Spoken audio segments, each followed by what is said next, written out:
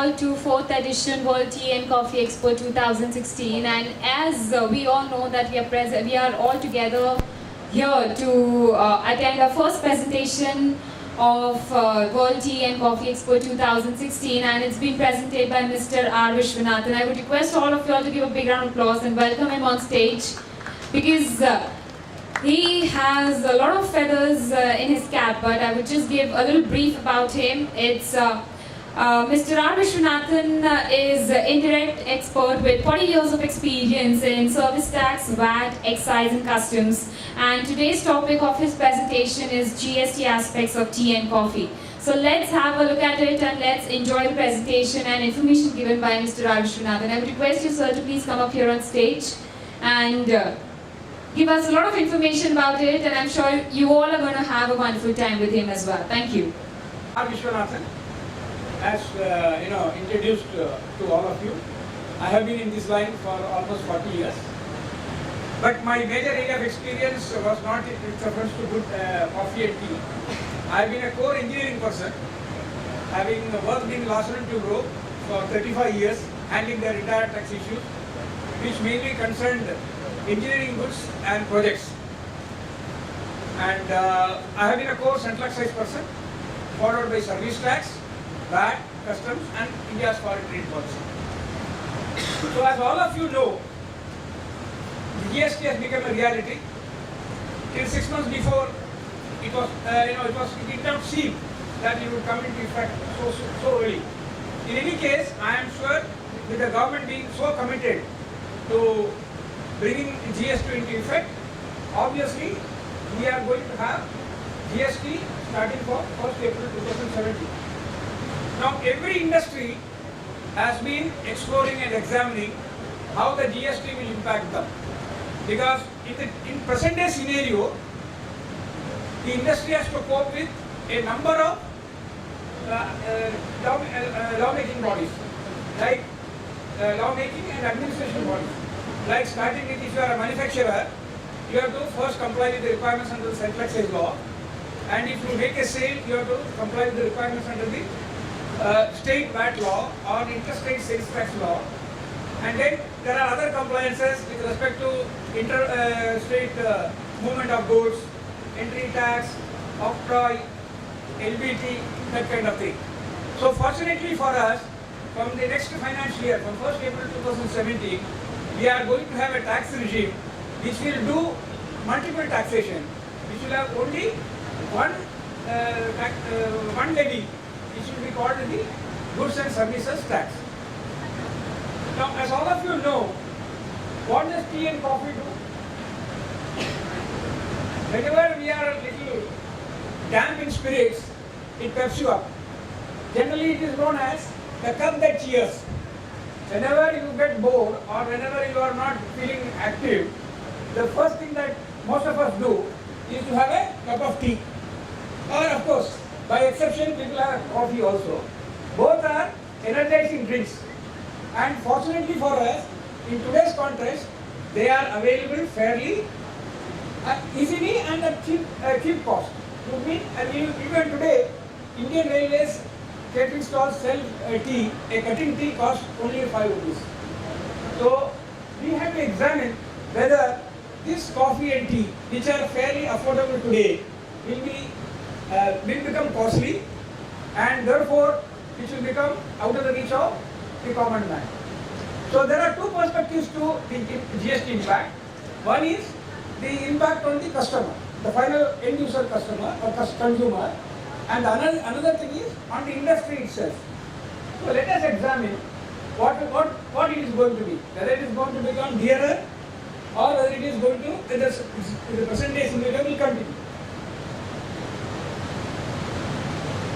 Now, as I do not know, Mr. Secretary will be knowing that today your company, you have a central excise act in place, which is on manufacture. Then you have of course, tea industry normally makes use of services on the input side.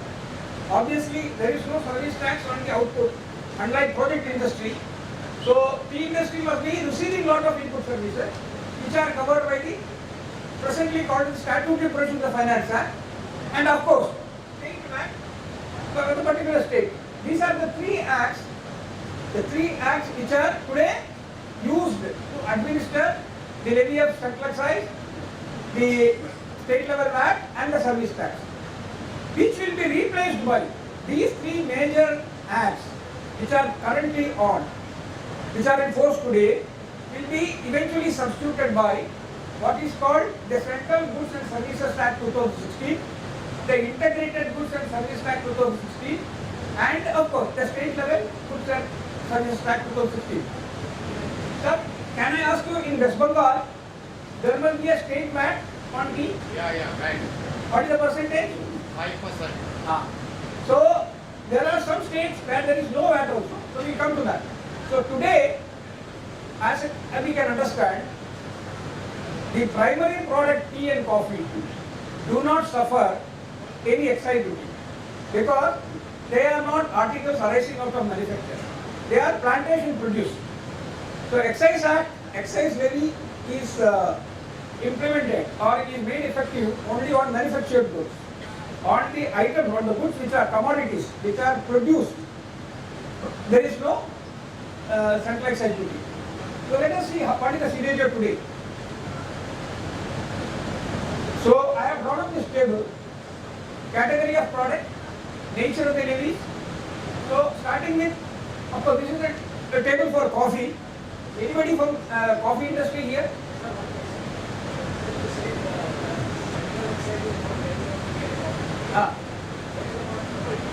Pardon?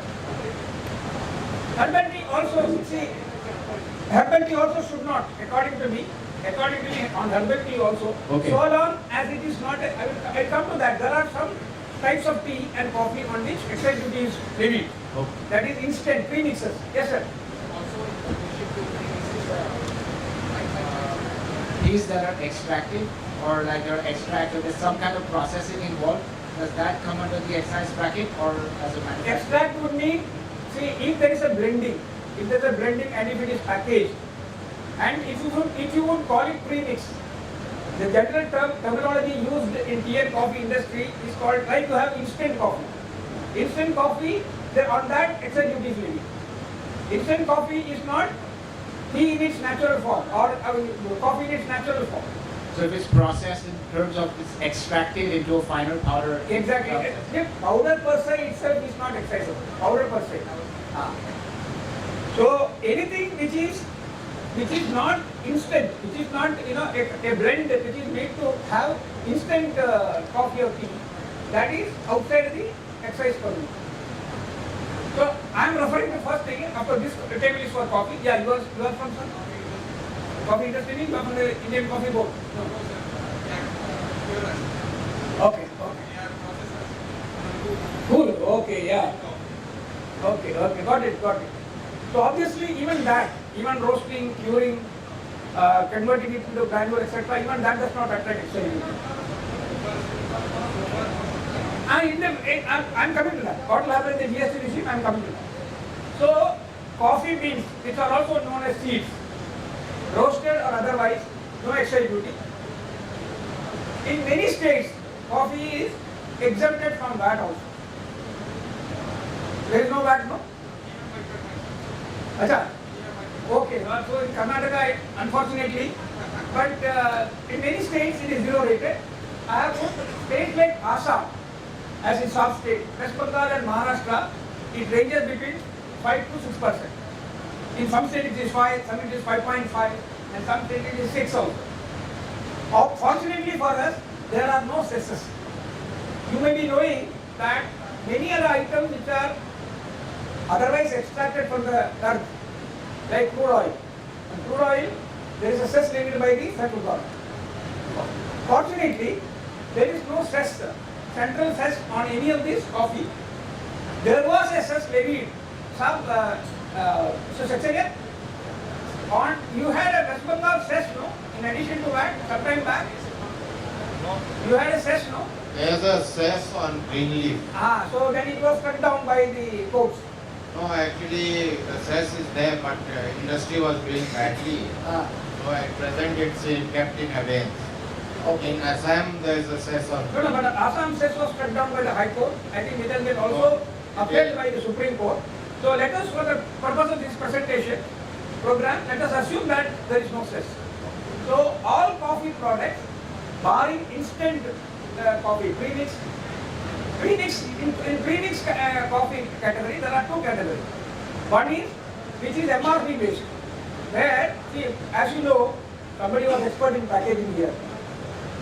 So, you know, in India, packaged commodities are also covered by what is called the legal metrology provisions.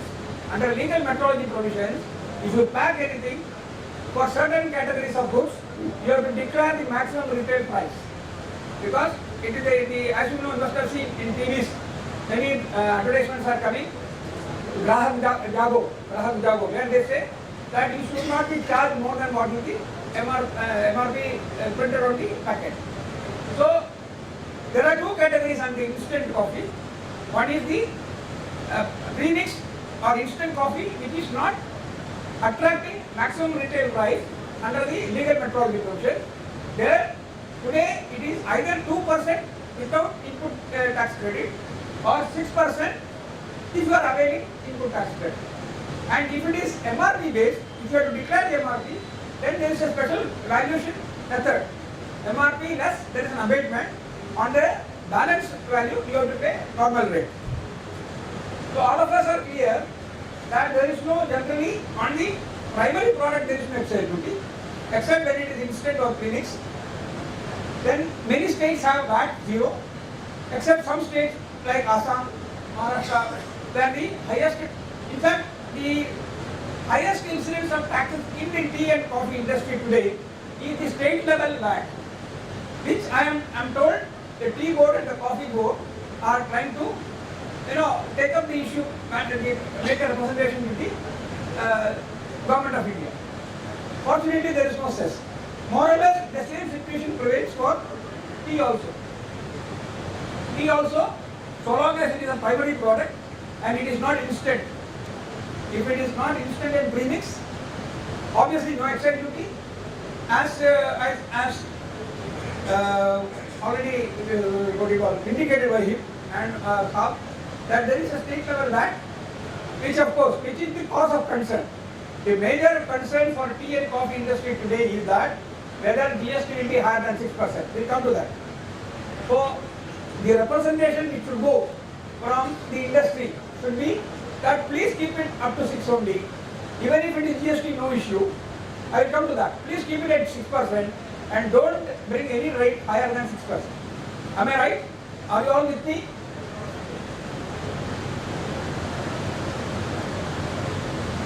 Now just a slide on how tea and coffee are sold in India.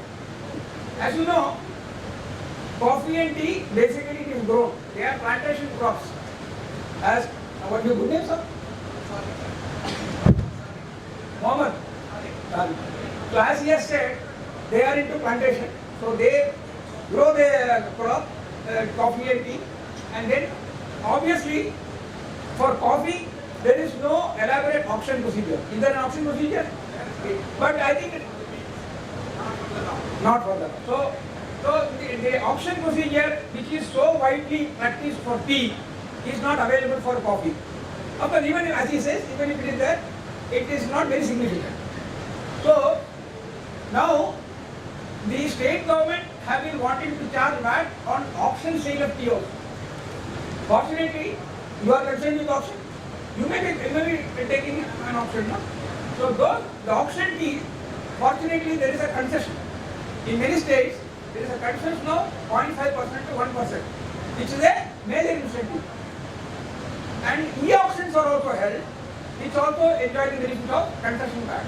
So you can say that at the time when you are purchasing from the e-auction dealers, in fact the incidence is almost nil. 1% is nothing great.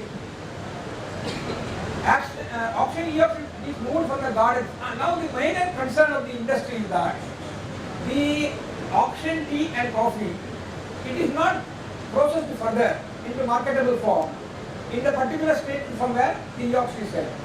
It is moved to factories. Anybody here from Hindustan Liver or Goodrich or anybody here, anybody who is operating a tea factory?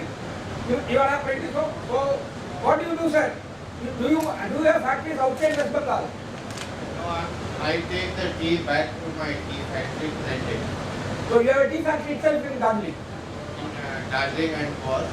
Ah. So we manufacture tea and we buy tea from the auction and take it back to the tea factory for blending and packaging. So between that, you have only one tea factory. You have only one tea factory Tea factory. in West Bengal. In West Bengal only. So long as the movement is within the state, no issue. Because once you have purchased, you can take back.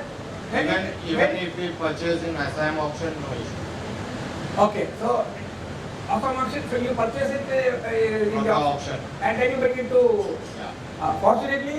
Fortunately, since you are moving your own goods, what is called in indirect tax law stock transfer. You are purchasing in the state of Assam, and after having purchased, you are moving it to No. West Bengal. There's a special provision if you buy from the auction. The person buying, he charges you 0.25% CST and gives it to you. It's Oh. not a stock transfer, it's a Okay, sale. okay. So that means you are taking interstate only.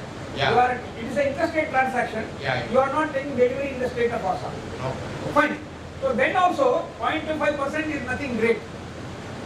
The incidence of 0.25% on a purchase price is very insignificant. But there are some people who purchase it locally and then they move it to their warehouses because immediately it cannot be taken to a factory and probably the warehouses are not in the state where they have purchased and re-auction. So they move it to the states where the warehouses are located. Same case, they move it to the factories which are not located in the same state. Fortunately today, we have no central sales tax on stock transfer. How many of you have done stock transfer any time? On stock transferred goods, stock transfer is not considered sale because you are moving your own goods. You cannot sell it yourself. So the benefit of stock transfer, the industry is afraid because under goods and service tax regime, even stock transfers will become liable to GST. So that fear is there. So we will overcome that. Meaning by representation only. Now I have just drawn up the table as to what is the incidence of duties and taxes in the present regime and how it will be under GST. Assuming directly you are purchased from the plantation and in GST for food items, commodities and food items, they have proposed, I am saying they have proposed, they are not finalized yet. As you know, as some of you may know, yesterday the GST Council met and it was mainly for discussing rates and as expected there was no agreement on the rates and now they have deferred the meeting to 2nd and 3rd of November. So the proposed rate for food items like coffee and tea under the GST regime is 12%. So I assume that a basic cost of 100 rupees will attract GST of 12 rupees. Now at the next level, suppose either as Mr. Kesaria says, if you take it from Assam to West Bengal, either by way of sale or otherwise, there will be a value addition, no? There will be a value addition. See, normally 100 rupees goods, when somebody sells it further, he is not going to sell it at cost. So it will add its own, establishment charges, etc. So the value addition at this stage is, let us take 20 rupees. So 100 becomes 120. 120 again will attract, even if you stop transfer, even if you don't sell. Assuming you have purchased it under e-auction, you have kept it with you and you have arranged a transportation to move it to your own factory or your own warehouse. Then also under GST law, even if you move your goods from one place to another, that also, there is no definition of sale in GST, there is definition of supply only. You have supplied from one office or one unit in one particular state, your own unit, to another own unit in another state. So under GST regime, the GST will be attracted on that transaction also, even if you have not made a sale. So this 120 will attract another 12%, which will be around 14 rupees. So I am saying you will get benefit of this 12 rupees which you have purchased, which you have paid initially. So effectively, the increase in GST will be like 12 plus 2. Then again, After having brought it to the state, particular state, then you are making another state. Obviously, you will have additional cost, so it goes up to 140. So this is the final stage when you are selling it to the final consumer. So that at 12% will be around 17 rupees. For 12% of 140 will be around 16.8. I have taken 70. But you will get credit for 40. So 17 minus 14 is 3. So how much does it become? So totally 140 plus 12 plus 3 plus 2. So how much does it become? It becomes 157. As against today it is only 6%. Today it is on a maximum selling price of 140, you will pay only 6%, which comes to 148. So under the GST regime, if the industry accepts the 12% rate, I am hopeful industry may not accept. I am for representation. I am saying that the tea and the coffee industry should take a strong representation that they cannot live with this 12%. So there should be a special provision for a reduced rate. So, Can I say something? yes, In tea earlier, there used to be a rate of 12%. okay. CST, I mean sale tax. And then gradually the states realized that when there's a rate of 12%, lot of false declarations and underhand trade was going on, and states started losing revenue like anything. Okay. So most of the states came down to the rate of 4%, which gradually went up to 5%. Okay. So when this rate of 4 and 5 has been retained, we find that the tax compliance is very heavy. So if the government decides to go with 12%, they will parallel trade so will thrive, there is, as it happens, especially in the bottling sector, where the accounting is not very perfect. second and third is, So you should put up this point very strongly and say you can make it 12%, but a lot of goods will escape the tax. yeah. So there will be massive evasion of GST, massive evasion of GST in case it is with the 12%. But let us be hopeful. Like 6%, there will be So that is what I am saying. 95% So tax. let us be hopeful. Yeah. One ground for bringing down the rate is that let not the government live with tax evasion. Rather than living with tax evasion, let them bring down the rate.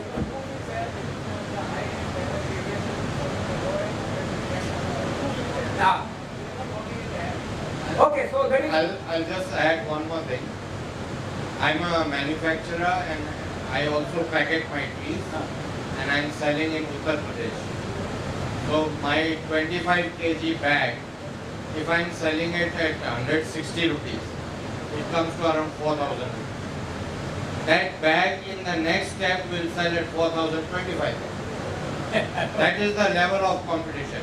Okay, Well, okay. I'm saying 4,000 plus cost and at a profit of 25 rupees, 1 rupee kg, they sell it. Earlier tea was with the tea merchants. Now tea has moved to the food grade merchants who are used to selling a commodity. If they just save the cost of the bag, then they also there. So that's what I'm saying. So there is a strong case for keeping what we should tell the governments of. We have kept it at 6%. Therefore, there is proper compliance, and therefore the revenue to the state governments are not evaded. That means since there is proper compliance, the government is bound to get from almost all the traders, all those who are in the industry, you will get the 6%. So let us live with that for the healthy growth of the industry itself. So that is the point which I am trying to. Now, one major representation which this tea and coffee industry has to make is that keep the exemption. That means coffee and tea in all forms except premix to be declared as agricultural produce. See, today the main basis for not charging the primary product tea and coffee with excise duty is that even if you roast it, even if you cure it, it is still considered as agricultural produce. So if it is agricultural produce, there is no excise duty. So in GST regime also, in fact in GST there is a proposal to make the definition of agricultural produce little narrow. That means that when the GST proposals were finalized, they said benefits should go only to the person who cultivates. That means at the plantation stage, it will be considered agricultural produce.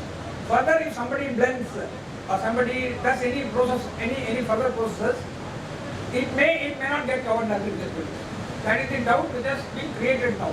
So now the industry has to once again take up the matter with the CDEC and the government, saying that barring instant coffee and tea, all other forms of coffee and tea should be considered as agricultural produce only. So this is one major representation. I think we should flag and take it up with the government. Another thing is that e-auction and interstate supply stock transfer of coffee and tea should continue to have the same stock transfer status as it is happening today. So you have defined, see, what will happen is, when they have given some basic definitions, then they cannot change the basic definition. So what we have to do, let the basic definition be there, but give us an exception. Give us a special exemption notification, whereunder please say that if tea and coffee are stock transferred, purchased initially under e-auction, whether sold subsequently stock transferred or interstate sold, it should not attract any GST. So special provision has been made.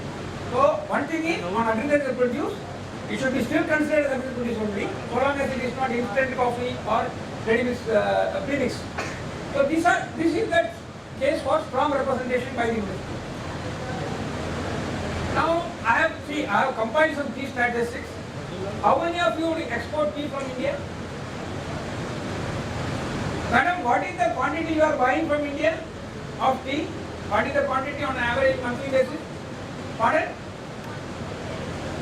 How many tons? 2 containers.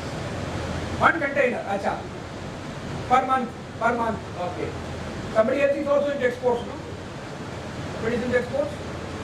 So, in fact, a government wants India to export more coffee and tea. That is why, for certain commodities, there is an export duty. If like steel, many of the types of steel are not available to the local manufacturers. That particular steel, if you export, there is an export duty. Fortunately for tea and coffee today, there is no export duty because government wants to encourage export of tea and coffee. Although we are finding it difficult. We are finding it difficult to export because there is competition for us from Brazil, Vietnam and that type of countries. So, I do not know, but government expects, some of you can go through the statistics. The exports are, have declined in between. No, see, 14, 15, there has been a negative, there is a decline. Of course, again we are touching 15, 16 to 33 million kilos. So, obviously, in the GST regime also, there should be a provision not to have any export duty kind of levy under GST regime. I am hopeful that obviously the present status will continue. Any questions? Welcome.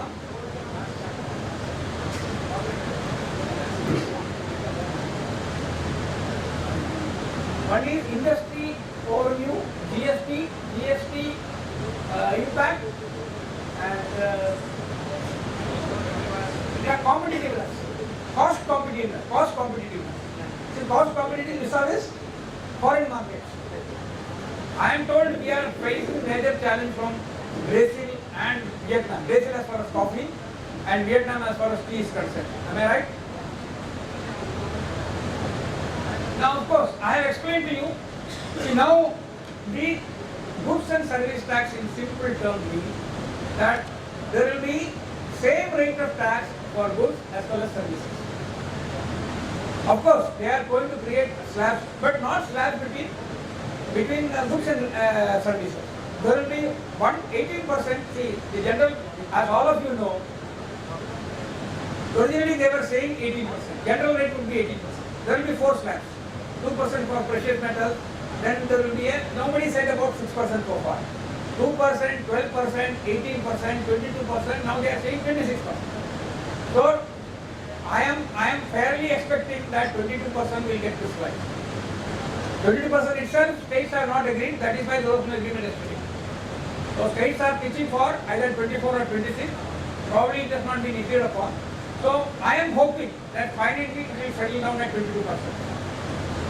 But 22% on goods still fair, I would say. But 22% on services, it will be too much. The industry is also availing a lot of input services. You know, when they set up plant and machinery and when they do maintenance, there are a lot of input services. If today, even at 15%, it is difficult to bear. So if the service tax rate is going to become 22%, the cost will be very high. So 22% is going to come. We may not like it or we may not like it, but then I am sure that it will get fixed. But this 12%, which is in they say, we generally apply for coffee and tea, that we have to make a strong representation.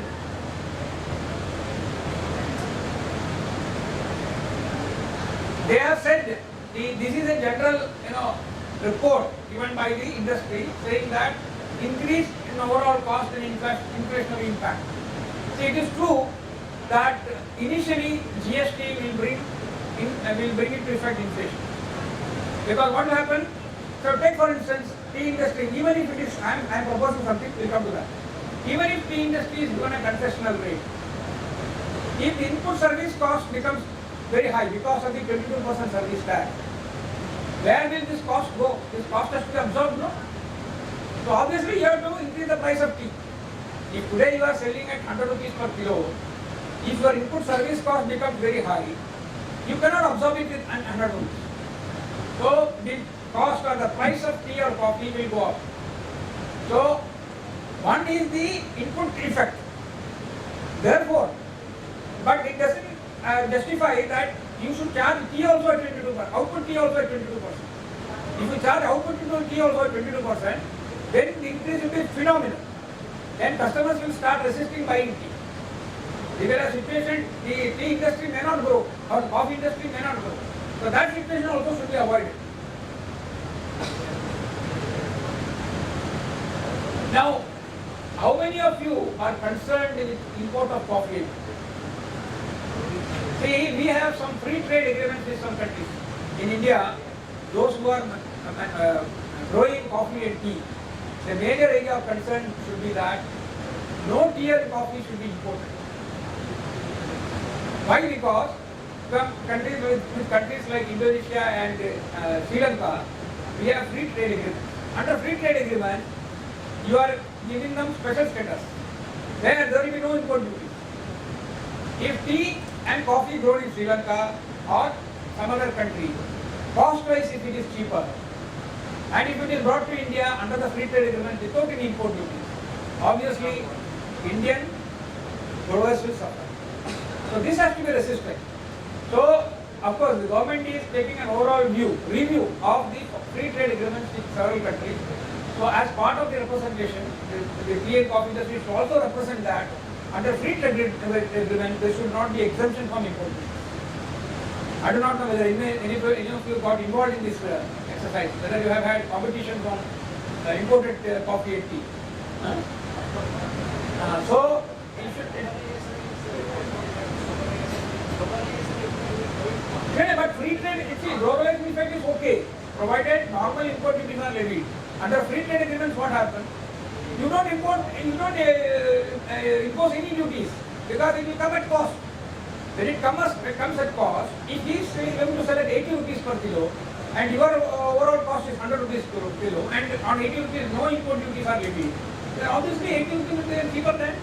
In fact, people will import more rather than take local tea or coffee. So that's how, yes sir. In GST also, under free trade agreement, if it says there will be no taxes and duties on import, yes, there will be no GST. Today what happens? Today what happens when you import? Today when you import, basic custom duty is levied. Then there is a countervailing duty. Countervailing duty is equal to the excise duty levied in India. Then there is a special additional duty. It is equal to VAT levied by the states. So in this GST scenario, the same principle will apply. Today for imported tea from Sri Lanka, if the government says no duties will be levied because of the free trade agreement, same thing they will have to do under the GST regime also.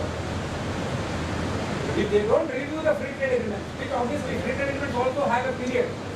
So long as it is unexpired, it remains unexpired, Government of India cannot impose GST. So they will import at lesser cost because there are no duties. Yeah, obviously.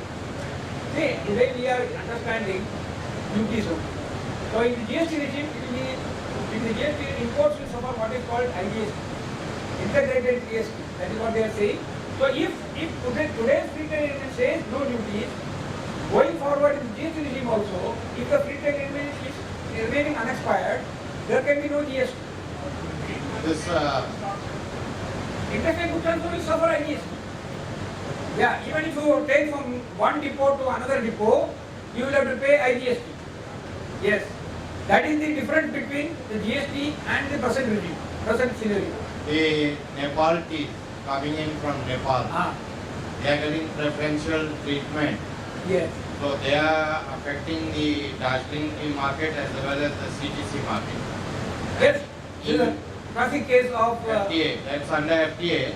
Even the PPC, the chemical residues are not being tested. That's additional advantage that Nepal has. So this is what happens when you have a free trade agreement with country and where no import duties are levied. Obviously, domestic growers and tea makers or coffee makers will bound to suffer. So that scenario also should be avoided, and therefore representation need to be made.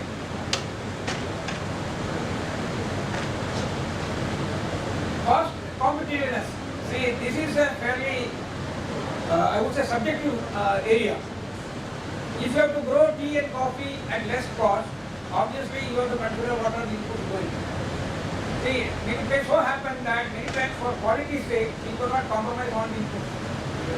If you want good quality coffee, good quality tea, your inputs have to be of a good quality, same quality. So in agriculture, even with all good quality, sometimes crop may not give you the yield or the quality which you expect.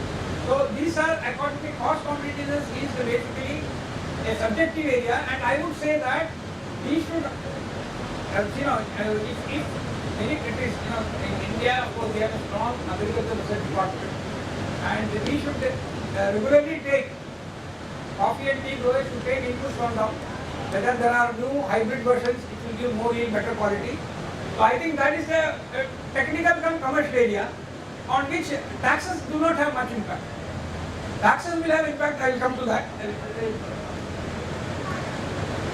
See, as I see it, I am saying today instant coffee and tea, they say you don't take any credit but you pay 2%. Excise duty. Or if it is, if you are taking input credit, you pay 6%. So today what happens? 2% and 6% are there for instant premix kind of coffee and tea at 2% and 6%. Additionally, some states are charging that at 6%. So that is why the government is trying to bring 6 plus 6, 12%. What tea growers and coffee growers and whoever is involved in the tea and coffee industry say that, as you have said correctly, please keep it at 6% GST. 6% GST without, by making me eligible for taking all the input side credit. That means I will use my input, whatever GST I pay on my inputs, whatever service tax or pay on my inputs, please allow me to utilize it, I will pay 6%, no issue. Or don't allow me to take any input credit, but make me pay only 2%. In all, under GST, you should make me pay either 2% without the benefit of credit, input side credit, or you make me 6% with benefit of input credit. So this, according to me, apart from the two other representations which I told you, apart from this, one is agricultural produce, that barring instant coffee and tea, all forms of coffee and tea should be considered as agricultural produce. That is one major representation one has to make. And another thing that e-auction and interstate supply should not suffer GST. And third representation which you can make is, whatever percentage the excise duty arrangement is there, please make it applicable for GST regime also. Either you make we pay 2% without input credit or 6% by taking all the credit. That will make the tea industry grow in a healthy environment, make the tea cost competitive, will not make the tea costlier, and therefore it will help the common man also as well as help the growth of industry. It will also promote exports. So with these two words, I wind up my presentation. Any questions?